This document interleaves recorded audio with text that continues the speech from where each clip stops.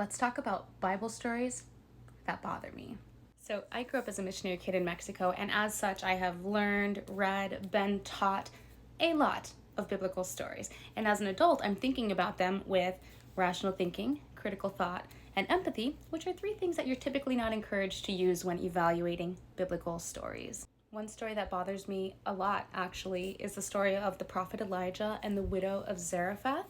So, what happened here is that at that time, the king of Israel had built a false idol, and of course, God, the real God, was upset about that. So, in his ever loving wisdom and mercy, he sent a 3-year drought to the land to not only punish the person who had built the idol, but of course, to mass punish everyone else as well.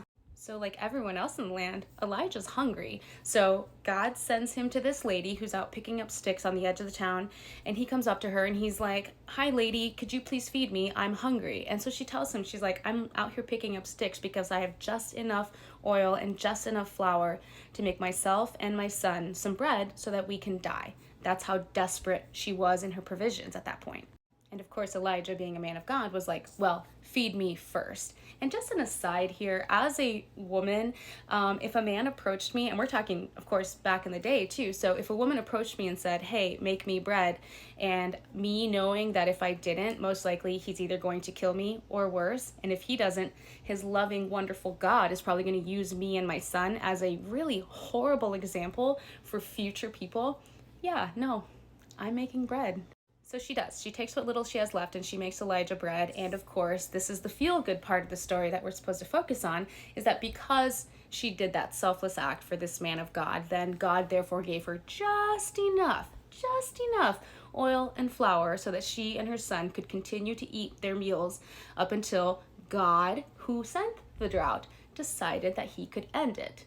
Now think for a second about the low-key desperation that this poor widow woman had to have felt every single mealtime, hoping against hope that this miracle of the teeniest bit of oil and the teeniest bit of flour, just enough for her and her son to eat bread, but never enough to have any type of surplus or really to help anyone else.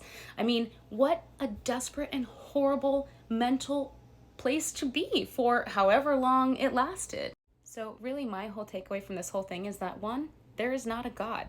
He just doesn't exist. I cannot find any reason to believe that a God exists. If he did exist, he's horrendous and should absolutely not be worshipped. I mean, that alone is just like so obvious to me.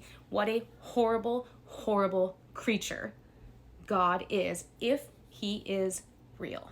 And I know this is a very polarizing subject, and I'm not trying to be polarizing, but this is just things that I've been evaluating as I think about these stories that I was taught in a very specific way, and to think of them one way, when in reality, if you think about them with rational thinking, critical thought, and empathy, you see them totally, totally different. So tell me, what's a story from the Bible that has you saying, "Hold on a second," because I got a few.